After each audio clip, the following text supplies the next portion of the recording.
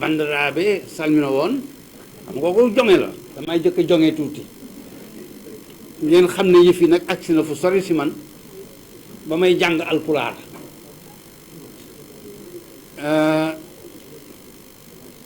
Alaaji Amadou Sall mi wax na lépp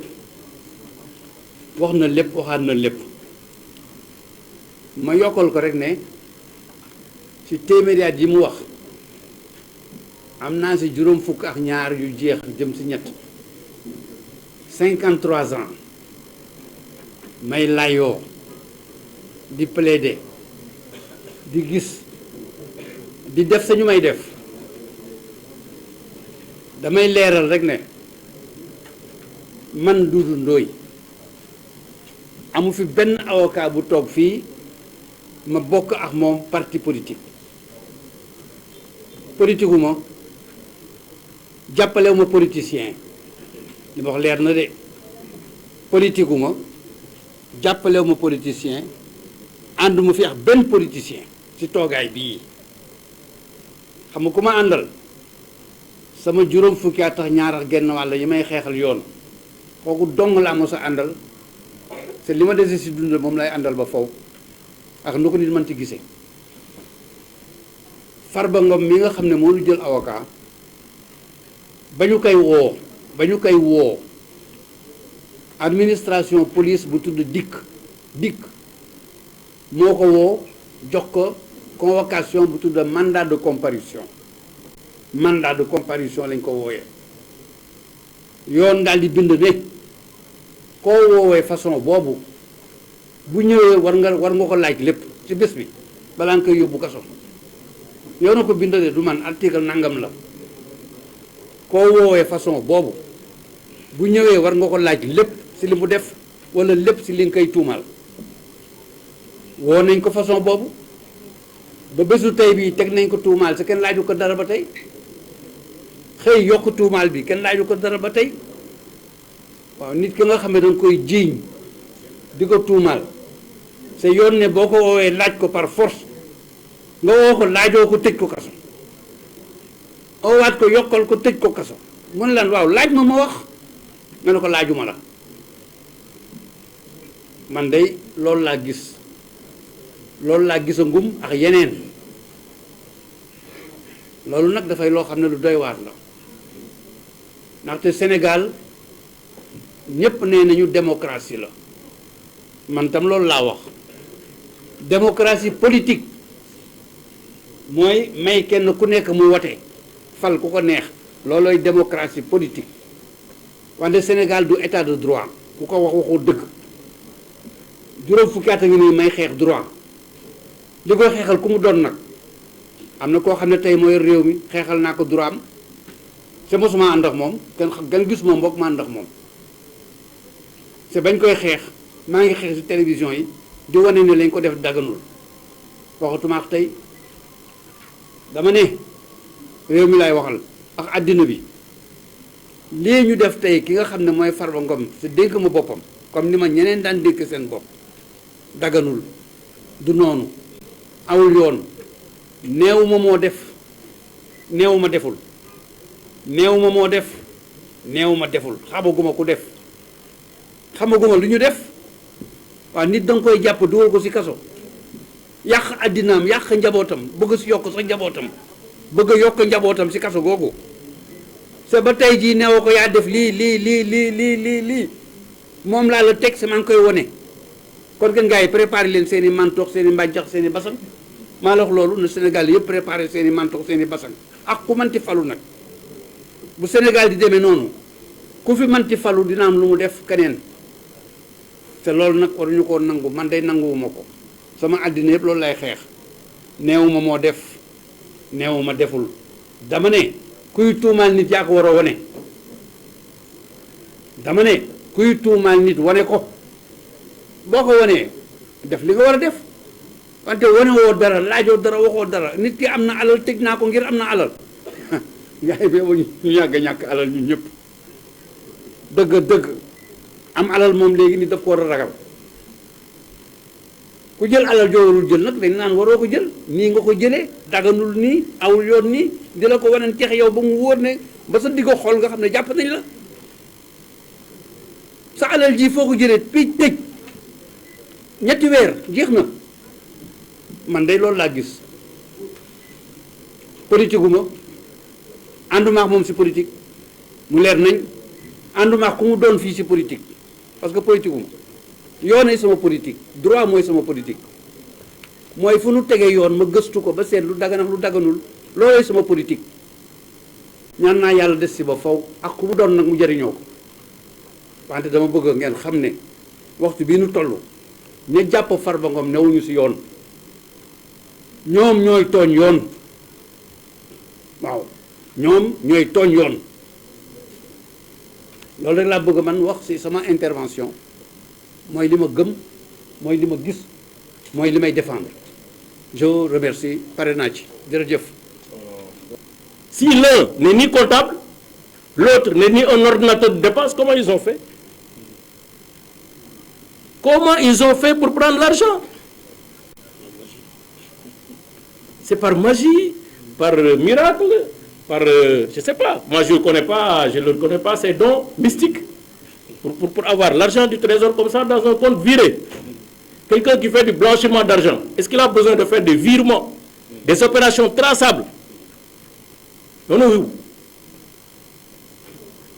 Donc, rappelons-nous, à la suite de mes confrères, qu'ils sont poursuivis pour escroquerie sur deniers publics. Deniers publics, c'est l'argent de l'État. Le banquier de l'État, il s'appelle Trésor. Les règles, notamment le règlement sur la comptabilité publique, dit que pour sortir l'argent de l'État, il faut d'abord deux administrations différentes, avec des statuts différents. L'une prend en charge la phase administrative, parce qu'il y a deux phases dans la dépense publique, dans la chaîne de dépenses. Prend en charge la phase administrative qui va de l'engagement de la dépense jusqu'à la liquidation et le paiement et l'ordonnancement. Ça fait trois étapes. On engage parce qu'on constate une créance de l'État. On liquide parce qu'on considère que la créance qui est déjà constatée est devenue exigible. On doit payer. Après, on ordonne, c'est ça l'ordonnancement. Au comptable public de payer, c'est la troisième étape. Engagement, liquidation, ordonnancement. C'est un service qui est là-bas, quelque part. Soit c'est dans les ministères, soit c'est dans les services, soit c'est dans une agence publique, soit c'est dans l'agence judiciaire de l'État, etc., etc., etc., qui ont les qualités d'engager les dépenses. Après, à côté, il y a la phase comptable, qui est la deuxième phase de l'opération de dépense. C'est un comptable public. On lui dit, pour payer sur la base des engagements, il faut vérifier que ce que vous payez est dû par l'État. Il faut avoir les preuves que ce que vous payez est dû par l'État du Sénégal. Il vérifie, il engage sa responsabilité personnelle et les deniers publics de l'État pour accorder la dépense, donc pour procéder au paiement, qui est l'acte libératoire de l'État. Ni Tahirou Sarr, ni Farba Ngom ne sont des ordonnateurs dans cette affaire. Ils ne connaissent aucun ordonnateur. Le débat n'a sorti aucun nom d'un ordonnateur. À ce jour, aucun ordonnateur, aucun comptable public, aucune complicité établie, aucune relation établie entre Farba Ngom, Tahirou Sarr et un ordonnateur. Khana Djinele, qui a engagé, qui a ordonnancé, qui a liquidé, qui a payé. Farba n'a pas de cachet de l'État du Sénégal, n'a pas de mandat public, encore moins Tahirou Sarr. Il n'est pas notre client, mais on le défend parce que simplement, injustice. Faut me la faire que donc on va wane. Parce que dès que nous avons dans ce cas, comment on peut dire qu'il y a quand même escroquerie? S'il n'y a pas escroquerie, il n'y a pas d'infraction, il n'y a pas une activité criminelle sous-jacente, on ne peut pas dire qu'il y a blanchiment d'argent. On ne peut pas dire qu'il y a blanchiment d'argent. Sinon, on viole le droit de propriété. Nous tous, des fois, on nous appelle dans nos banques. On fait un dépôt de 10 millions, 15 millions, 20, mais on nous appelle. Vous dites justifier, on justifie. Ce que la CENTIF a fait, c'est une commande politique exécutée. C'est ça la réalité. Le directeur général a été nommé, le président de CENTIF a été nommé en septembre 2023. 24. 2 mois après, il fait un rapport. C'est clair, c'est un inspecteur des impôts et domaines. On sait très bien ce qui se passe dans ce pays. Il y a une gouvernance de la fiscalité.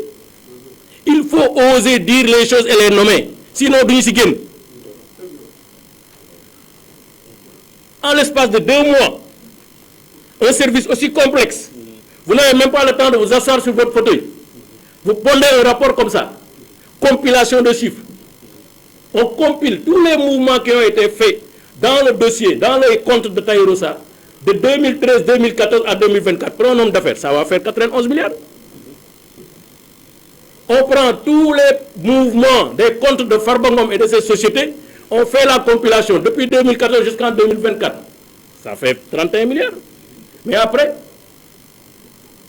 dans notre système juridique, on ne peut pas me dire, oui, je ne suis pas mandataire, je ne bénéficie pas d'un mandat public, je ne suis pas ordonnance. Vous me dites, justifiez votre patrimoine. En réalité, ce qui se passe, c'est une procédure inquisitoire sur les patrimoines des uns et des autres. C'est ça la réalité. L'argent qui sort des comptes de l'État du Sénégal, on n'a pas besoin de le blanchir. Parce qu'il est déjà blanc. C'est une vérité de la police. Ça sort des comptes, du trésor. Où est le blanchiment? Ils sont suffisamment naïfs et cons pour faire de cet argent des virements traçables, des chèques qui sont palpables, qui entrent dans des comptes qui sortent. Je l'assume. Farba Ngom, c'est notre camarade de parti. Je ne le défends pas parce que c'est notre camarade de parti. Il y a 1000 manières de défendre quelqu'un. Yonent bi sallallahu alayhi wa sallam dafa ne bu sa mbokk tooñee da nga koy ñaanal njëkk. Farba bu tooñoon dañuy ñaan njëkk ñun ñaanuñu njëkk. Demande wuñu médiation pénale, demande wuñu dara. Justice ak application de texte la ñuy demander. On vous remercie de votre attention. Merci. dañ koy wax olof a koy wax balaa ngaa mbéj sàmba xam lu sàmba wulis ñii mbéj nañ leen jàpp leen tënk leen te ba tey laajuñu leen lu tax ñu wulis mu mel ni doole la ñu jël jàpp leen ci wolof moo naan doole moo mën dëgg waaye ba ko olof waxee mag ñi dafa am lu ñuy tontu mais olof ba mu koy wax dafa am lu mu fàtte la mu fàtte mooy màgget boo gis waxambaane la woon tey ay waxambaane ñoo amee doole jël doole teg ko ci kaw Farba Ngom jël doole teg ko ci Tahirou Sarr ndax même ci diine ci nañ koy baram xam-xam yi di waxee ci jullit bi bés bu ñu lay dencee balaa ñuy dem la malaaka yi di ñëw di la laaj naan innama rabbuka waaye fii dara amu ci kon Farba Ngom mook Tahirou Sarr ba tey xamuñu lu ñu leen di toppee waxuñu leen ko loolu nag dafa di situation boo xam ne bii su amee ci Sénégal laaj na ñun ñëpp kenn ku ci nekk ci ñun war a am njàqare ak tiitaange ndax loolu day wane ne kenn ku ci nekk ci ñun ëllëg ña yore nguur walla ña leen fi nekkal soo leen neexul am nañu sañ-sañ jël tuuma gu leen neex gàll ko ci sa ndodd duñ la laaj jàpp la ba pare ne la dinañu la laaj suñu paree nga tontu loolu mooy li nga xam moom la ñu bëgg waxtaane woon ak yéen waxtaan wi nii lay demee damay jox kàddu gi suñu mag ñun ñëpp muy Doudou Ndoye mu wax ak yéen ci olof su paree Babacar Cissé Abdou Dialy Kane Omar Youm Philippe Zeller mooy tubaab bële ak Aboubacry Deye waxtaan ak yéen ci ak pulaar. Intégrer cette dimension politique. Et cette dimension politique, elle imprègne tout le dossier, elle infuse l'ensemble du dossier, au point qu'on doit aujourd'hui s'interroger sur l'existence de confusion entre d'un côté le politique et de l'autre côté le judiciaire, sur les liaisons dangereuses qui pourraient exister entre le politique et le judiciaire. Et en définitive, on doit s'interroger sur l'existence ou non d'une instrumentalisation. Pourquoi nous avons rappelé tout ça et pourquoi nous continuons de le rappeler? Il suffit pour cela de reprendre tout simplement la chronologie de ce dossier. Ça a été rappelé précédemment. On a d'abord un combat politique. On a une élection législative qui se déroule au mois de novembre 2024. Farba remporte la région de Matam. Et à la suite de ce combat politique, lentement, on glisse vers un combat judiciaire. Premier événement, on lève son immunité parlementaire. Alors, on doit insister sur ce point, car ce point est essentiel pour la suite du dossier. C'est la base du dossier. On peut évidemment poursuivre un député lorsque son immunité parlementaire a été levée. Encore faut-il que les députés soient placés en mesure de se prononcer sur le bien fondé ou non de la demande de levée d'immunité. Au cas précis, on parle de rapport de la CENTIF, et ce qui est de notoriété publique, ce qui a été avancé dans le cadre du dossier, c'est que ce rapport de la CENTIF n'a pas été communiqué aux parlementaires. Donc je pose la question, comment peut-on lever l'immunité parlementaire d'un député, d'un représentant de la nation, lorsque on n'est pas à même de se prononcer sur un dossier précis, complet